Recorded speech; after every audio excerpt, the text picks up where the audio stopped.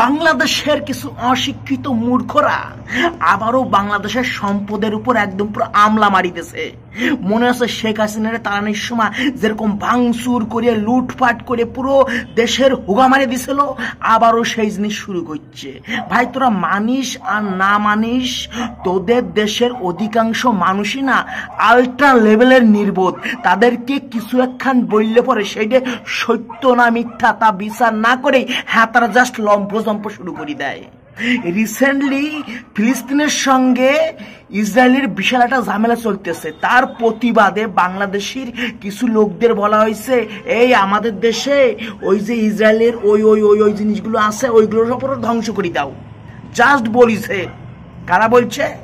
কিছু শয়তানের বাচ্চা, যারা চায় না যে বাংলাদেশে উন্নতি হোক, তারা চায় না যে বাংলাদেশটা উন্নত করুক, তারা চায় না।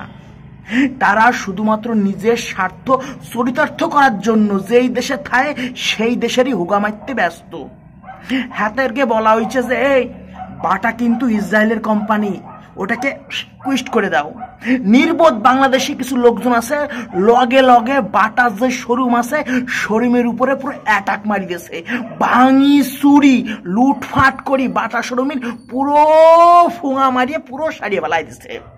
তাদেরকে বলা হয়েছে কেএফসি, কেএফসি যেইটা আছে ওইটাও কিন্তু ইসরায়েলের তৈরি হয়েছে, ওর হেডকোয়ার্টার কিন্তু ইসরায়েলের, ওইটাকেও কুইস্ট করে দাও।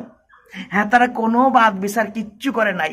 হ্যাঁ তারা কোনো সময় একটু নেট সার্চ করেও দেখায় নাই যে বাটার হেডকোয়ার্টার কোথায় আর হচ্ছে কেএফসির হেডকোয়ার্টার এবার কোথায়। বাটা হচ্ছে কি সুইজারল্যান্ডের কোম্পানি আর কেএফসি হচ্ছে কি আমেরিকার কোম্পানি। এই সিম্পল জিনিসটা হ্যাঁ তারা কোনো রকম রিসার্চ মিসার্চ না করে বলিছে আমাদের নেতারা বলিছে, তার মানে ওইটা কিন্তু ইসরায়েলের কোম্পানি। ভাঙি ফেলাই দে, ওটা ভাঙি ফেলাই দে, পরে কি হইব না হইব দেখা যাইব, ঠিক আছে ভাই।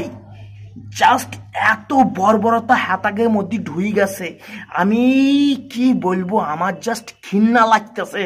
হাতে কাজ করবো দেখলে। ওরে শয়তানের বাচ্চারা, তোরা বুঝোস না এই যে তোরা যেই ধরনের কাজকর্ম করতেছ, পরবর্তীতে তোদের দেশে বৈদেশিক কোনো কোম্পানি আসে ব্যবসা করব না, এমনি তোদের দেশের অবস্থা পুরো নাল্লালে হয়ে গেছে। তারপর তোরা যদি এই ধরনের বেপদ মার্কা কাজকর্ম করিস কি হবে বলতো ভবিষ্যতে? ভাই তোরা একটুখানি বুদ্ধিমুদ্দি আন। তোদের যেসব নিতা ফিতা আছে তাদের মধ্যে অধিকাংশ হচ্ছে জাউরার ফুত। তোরা দুধ দিয়ে কাল সাপ পুষতেছ, অখাদ্যদের তোরা সিংহাসনে বসাইছো, তাদের লক্ষ্য ঠিক নাই, তারা চায় না যে তোদের দেশ ভালো হোক।